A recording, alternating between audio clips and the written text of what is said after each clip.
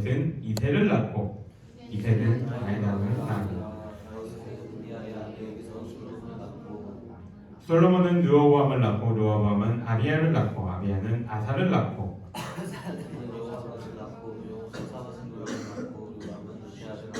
우시아는 요담을 낳고 요담은 아하스를 낳고 아하스는 히스기야를 낳고 히스기야는 므낫세를 낳고 므낫세는 아몬을 낳고 아몬은 요시아를 낳고 바벨론으로 사로잡혀갈 때에 요시아는 여고냐와 그의 형제들을 낳으니라. 바벨론으로 사로잡혀간 후에 여고냐는 스알디엘을 낳고 스알디엘은 스룹바벨을 낳고 스룹바벨은 아비옷을 낳고 아비옷은 엘리야김을 낳고 엘리야김은 아소르를 낳고 아소르는 사독을 낳고 사독은 아킴을 낳고 아킴은 엘리옷을 낳고 엘리옷은 엘리아살을 낳고 엘리아살은 mat단을 낳고 mat단은 야곱을 낳고 야곱은 마리아의 남편 요셉을 낳았으니 마리아에게서 그리스도와 칭하는 예수가 나십니다. 함께 읽겠습니다. 그런즉 모든 대수가 아브라함부터 다윗까지 14대요 다윗부터 바벨론으로 사로잡힐 때까지 14대요 바벨론으로 사로잡혀 간 후부터 그리스도까지 14대더라. 아멘. 한 주간 잘 지냈어요? 네. 지난주에 분명히 겨울이었어요. 그죠? 근데 어땠어요? 날씨가 굉장히 좋았죠. 네. 목사님 뉴스 봤는데 지상 관측 이래로 최초라고 합니다. 이런 날씨는. 그래서 또 한 뉴스에서는 호주는 지금 40도래요. 지구가 멸망한다. 호주는 40도라고 이야기를 합니다. 그만큼 날씨가 굉장히 이상한 날씨인데 어쨌든 잘 지내기를 바랍니다. 오늘 우리가 읽은 본문은 성경을 읽을 때에 순식간에 싹 지나가는 본문 가운데 하나입니다. 왜 그래요? 무슨 소리인지 모르겠어요. 네, 똑같은 말만 이름만 바뀌고 계속 똑같은 것만 반복하죠. 누가 누구를 낳고 누가 누구를 낳고 굉장히 따분하고 지루한 본문 가운데 하나입니다. 여러분은 왜 성경에 이렇게 족보가 들어가 있을 거라고 생각을 합니까? 희수야? 족보요? 네. 컨닝 안 돼. 내가 왜 희수한테 물어보냐면 어느 날 저번 주인 것 같아요. 저번 주 월요일인가? 쯤에 희수가 지금부터 마태복음을 읽기 시작했습니다. 오늘부터 이러면서 나한테 질문을 이렇게 보냈더라고요. 여기 마태복음 이 1장 1절부터 이제 17절까지 있는데 17절에 보면은 왜 14대를 계속 반복합니까? 라고 질문을 보내서 내가 열심히 답변을 글을 써줬는데 답을 안 하네요. 왜 족보가 써졌다고요? 커닝하지 말랬지. 그리고 내가 얘기해준 거는 그걸 얘기한 게 아니야. 숫자 관련된 걸 얘기했지. 그죠? 네. 족보가 이렇게 성경에 써 있는 것은 우리가 그냥 생각하는 의미보다 더 큰 의미들을 가지고 있습니다. 성경은 족보들이 굉장히 많이 나와요. 마태복음뿐만이 아니라 신약이 누가복음에서 나오긴 하지만 이미 앞서서도 구약에도 굉장히 많은 족보들이 이렇게 나오는데 그 족보들을 바라보면서 우리는 무엇을 기억해야 하냐면 하나님의 약속이 성취되고 있구나를 그곳에서 바라볼 수 있게 됩니다.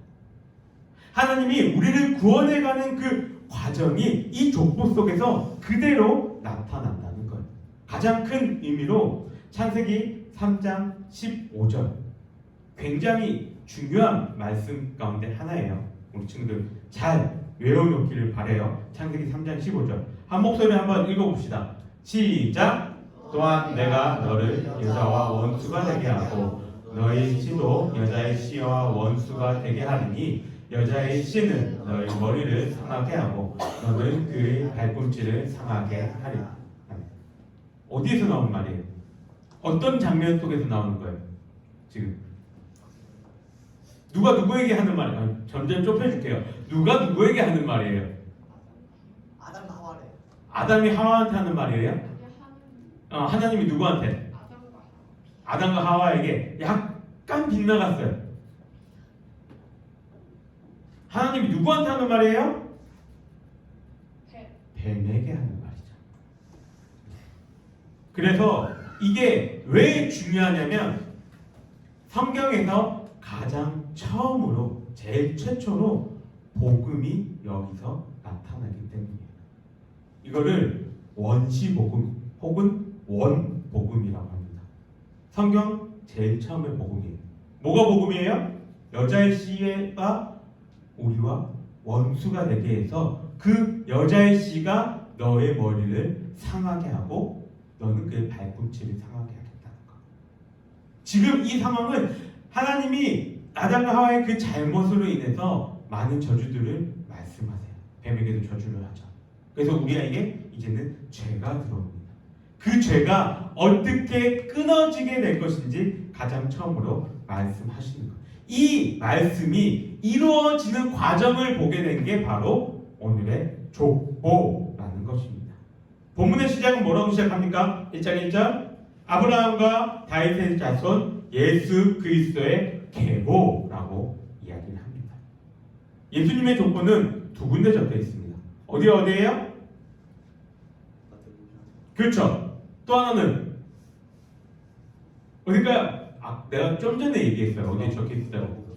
그렇죠. 창세기 나왔어, 창세기. 네, 누가복음에 적혀 있습니다.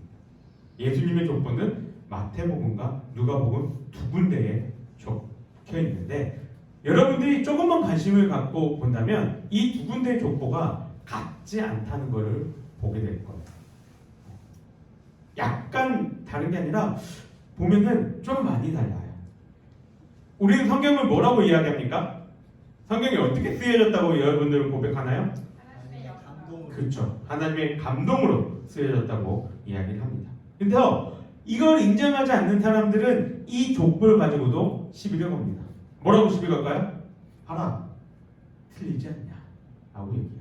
하나님의 말씀, 하나님의 감동으로 쓰여졌다는데 봐라, 틀리지 않냐? 라고 얘기하지만 이거는 하나님의 말씀이 틀린 게, 하나님이 기록하신 성경이 틀린 게 아니라 마태와 누가가 어떠한 관점으로 썼는지가 다른 거예요. 성경의 기자들은 자기의 이 성경을, 자기가 쓰고 있는 이 편지를 받을 그 사람들을 생각하면서 글을 씁니다. 우리도 보통 생각하면서 글을 쓰죠. 선생님에게 반성문을 제출할 때는 어떻게 해야 합니까? 구구절절하게 내가 잘못했다는 것을 어필해야죠. 여자친구에게 사랑의 편지를 적을 때 뭐라고 적어? 선생님한테처럼 구구절절하게 그렇게 자기의 잘못을 어필해야 됩니까? 아니죠. 물론 그럴 수도 있지만 사랑의 한마디만 해도 그죠? 다 알아들을 거잖아요. 선생님한테 근데 죄송합니다 라고 적으면 어떻게 돼요? 선생님이 다시 부르겠죠. 뭐냐 이거, 그죠? 누구에게 썼는지가 중요한 거예요. 마태는 유대인들을 위해서 썼고 누가는 이방인들을 위해 족보를, 이 성경을 썼기 때문에 이 두 개의 족보가 틀린 것입니다.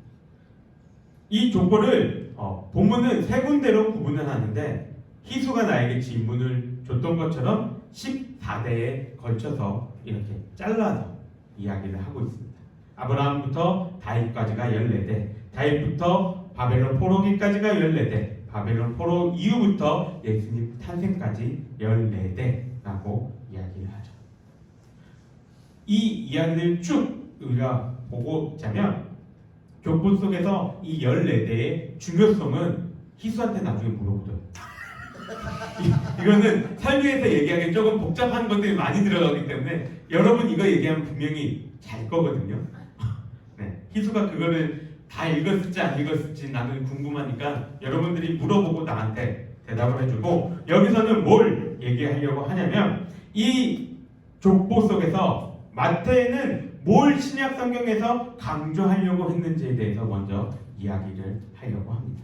마태는 이 14대씩 끊어가지고 이야기를 하면서 누구를 강조하냐면 다윗을 강조합니다. 다윗의 직업은 뭐예요? 목동 이후에 그쵸, 왕입니다. 마태는 여기서 왕을 강조하는데 신약 성경에서 이 마태복음만큼 왕이라는 단어가 강조된 곳이 없어요. 마태는 왕을 왜 강조하냐면 이전에 시편에 하나님이 다윗에게 맺으신 이 언약 때문입니다.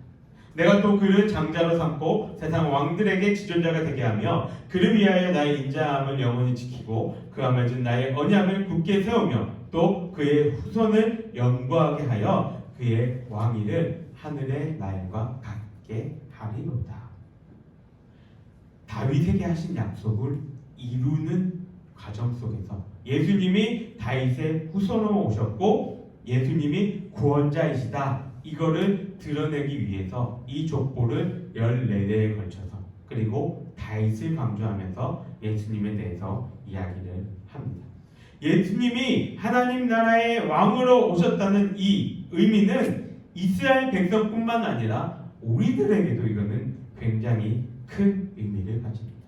우리가 믿고 따르는 분이 어디에 계시는 분이라고요? 하늘나라의 왕으로 계신다는 분. 그러면 우리 또한 우리의 정체성도 하나님 나라의 왕의 자녀들, 백성이라는 그러한 정체성을 가지게 됩니다. 그러니 이 땅에서 우리가 살아갈 때에 어렵고 힘든 일이 있다 할지라도 예수님이 왕 되셨다는 그 믿음을 우리가 가지고 있다면 우리는 이 땅에서의 그 어려움보다 예수님을 더 의지하며 나는 왕의 자녀로 살아갈 수 있다 믿으며 살아갈 수 있다는 것입니다. 그리고 이 족보에서 한 가지 더 강조하고 싶은 것이 있는데 이 족보에는 5명의 여인이 등장합니다. 그리고 이 여인 중에서 4명은 족보에 들어가기에 조금은 어울리지 않는 사람들이죠. 누굽니까? 4명. 한 명이라도 나와라. 보지 말고 그냥 봐봐. 그래 봐서 봐봐. 누굴까요? 라하. 그죠? 또 다말, 룻, 우리아의 바세바. 이 4명의 공통점은 뭡니까? 공통점이 뭘까요? 그렇게 정결한 여인들이 아니었다는 점. 그죠? 다말은 시아버지 유다와의 관계를 가져서 자식을 갖고 라합은 여리고에서 기생으로 있었던 사람입니다. 룻은 이방인이 아니고 유대인이 아니고 이방인이었고 바세바 또한 재혼한 여인이었어요. 물론 이들이 안 좋은 점만 있는 게 아니에요. 우리가 분명히 이들을 보고 배울 점도 굉장히 많습니다. 근데 우리 친구들 생각해봐요. 여러분들이 자서전을 적거나 내 스스로의 이야기를 적는다고 생각해봐요. 그러면 나에게 마이너스가 될 것, 사람들이 나를 보고 손가락질하며 욕할 것들을 상세하게 자세하게 적을까요? 아니면 스리슬쩍 그거는 어쩔 수 없었어 하고 내가 잘했던 걸 포장할까요? 어떤 거 하고 싶어요? 포장해요. 그냥 사람들이 다 보고 나한테 손가락질하게끔 아주 그냥 자세하게 적을 거예요? 아니죠. 그렇게 우리들은 하잖아요. 그런데 성경은 그렇게 있는 그대로 다 하나님을 기록하게 하셨는데 그 이유가 있다면 그들이 우리와 동일한 인간이라는 것을 기억하게 하시기 때문입니다. 무슨 말이에요? 그 여인들이나 우리나 동일한 죄인이라는 것이죠. 하나님 입장에서 그들의 죄와 우리의 죄는 다를 바 없다는 것입니다. 하나님의 거룩하심에서 죄는 그냥 죄예요. 뭐가 더 죄가 나쁘다, 뭐가 더 경하다 이러한 것들이 없다는 것입니다. 우리는 이걸 가끔 잊어버리고 살아요. 그래서 어떻게 해요? 남을 보고 남이 죄를 짓는 거 보고 어떻게 저렇게 할 수가 있지? 어떻게 저렇게 살 수가 있지? 정죄하기를 좋아합니다. 그런데 마태복음 1장의 족보에서는 우리들에게 뭘 얘기합니까? 너희들도 죄인이야. 그리고 무엇을 기억하게 합니까? 그 죄인인 우리를 어떻게 구원하시고자 하셨는지, 그 구원의 방법으로 오신 예수 그리스도를 우리에게 말씀하세요. 복음 무슨 뜻이에요? 복음 무슨 뜻이에요? 기쁜 소식. 그죠? 복음은 좋은 소식, 기쁜 소식이라고 이야기를 합니다. 우리는 우리의 죄는 우리가 감당할 수 없음을 알고 있어요. 그렇기에 우리의 죄를 감당하시기에 이 땅에 오신 예수 그리스도에 대한 것이 우리에게는 복음, 기쁜 소식이라는 것입니다. 오늘부터 이제 2주, 3주 동안 복음, 예수님의 탄생에 대해서 이야기를 나눌 거예요. 여러분, 성탄절은 매번 돌아옵니다. 재밌죠? 매번 돌아와요. 그런데 매번 똑같은 생각하고 있으면 그냥 그저 그런 성탄절이 됩니다. 성탄절을 맞이하는 이때에 크리스마스 트리도 장식하고 열심히 이렇게 헌신하고 찬송도 우리가 불렀지만 우리가 이것보다 더 중요하게 생각해야 하는 것 뭘까요? 예수님은 왜 이 땅에 오셨는가? 죄인된 우리를 위해서 하나님의 그 약속을 성취하시기 위해서 이 땅에 오셨다는 것을 기억할 수 있는 그런 성탄절과 우리들이 될 수 있기를 바랍니다. 그러한 마음을 가지고 이 12월 한 달도 2023년도 마무리할 수 있는 우리 친구들 되기를 주님의 이름으로 간절히 소망합니다. 우리 함께 기도하겠습니다. 사랑하는 하나님 감사합니다. 오늘 마태복음 1장의 말씀을 통하여서 우리에게 예수 그리스도가 오신 것이 얼마나 기쁜 소식이며 왜 그것이 우리에게 기쁜 소식이 되는지에 대해서 고민해 봅니다.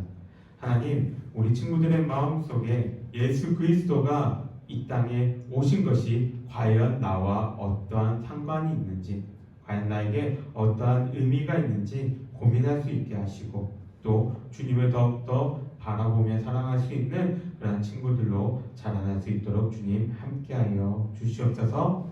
여호와는 내게 복을 주시고 너를 지키시기를 원하며 여호와는 그 얼굴을 내게 비추사 은혜를 주시기를 원하며 여호와는 그 얼굴을 내게로 향하여 드사 평강 주시기를 원하노라. 아멘.